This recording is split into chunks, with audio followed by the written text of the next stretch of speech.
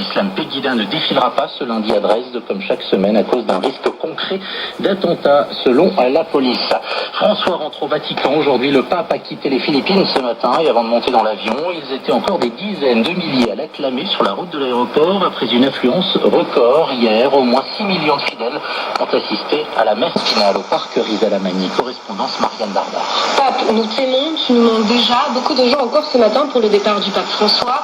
Après la messe géante d'hier, Ed Atienza, 58 ans, est revenu une troisième fois, cette fois pour dire au revoir. Il a revitalisé notre pays et nous donne le sentiment d'être béni.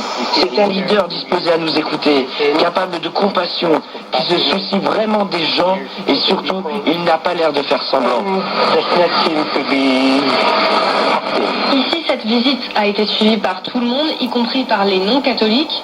Jay Natividad, 21 ans, est protestant. Il a suivi les événements à la télévision et se dit inspiré par la personnalité du pape. Il est venu encourager notre peuple, en particulier les pauvres, à qui il a redonné espoir. Il a changé certaines de nos pratiques, comme la corruption en politique. Un discours qui semble avoir largement séduit les 6 millions de fidèles présents lors de la messe géante d'hier à Manille. Même Jean-Paul II, lors de la dernière visite papale, n'avait pas rencontré autant de succès il y a 20 ans.